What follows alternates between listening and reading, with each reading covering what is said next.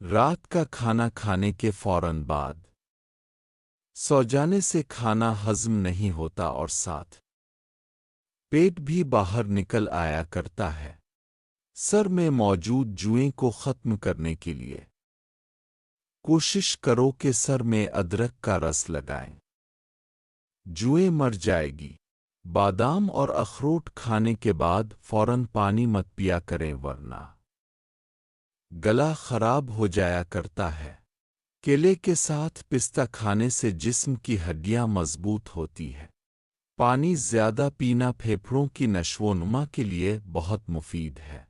دودھ اور شہد کا استعمال دماغ کے لیے بہت مفید ہے۔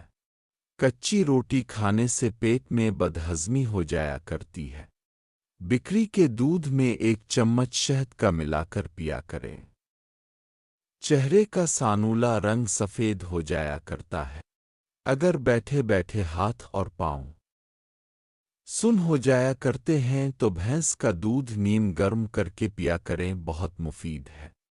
جو لوگ پانی کا استعمال بہت کم پیا کرتے ہیں ان کے اکثر سر میں درد ہو جایا کرتا ہے اور ساتھ سر کے بال بھی کمزور ہو جایا کرتے ہیں۔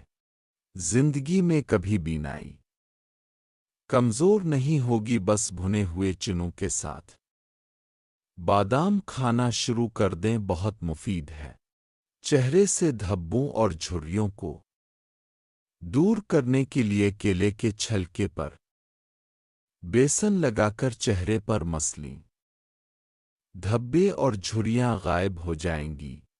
سر کے بالوں کو مضبوط اور گھنا بنانا چاہتے ہو تو ناریل کے تیل میں انڈے کی زردی ملا کر بالوں میں لگائیں، بہت مفید ہے۔ پورے جسم کو طاقت دینے کے لیے دودھ میں بھگوئے گئے بادام کھایا کریں، بہت مفید ہے۔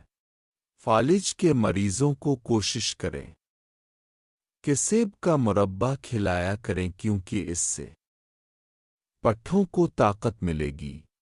اگر بدن پر بڑھاپے محسوس ہونے لگے تو کوشش کرو کہ دودھ میں 7 دانے ساگودانہ کے ڈال کر دودھ ابالی اور پی لیں، بدن پھر سے جوان ہو جائے گا اور چہرہ بھی خوبصورت ہو جایا کرتا ہے۔ اس کے علاوہ ان لوگوں کے لیے یہ بہت فائدہ مند جن کا معدہ پانی جیسا پتلا ہے، اس کے استعمال سے معدہ گوند جیسا گاڑھا ہو جائے گا اور ساتھ جسم کے جوڑ بھی کمزور ہونے سے بچ جایا کرتے ہیں۔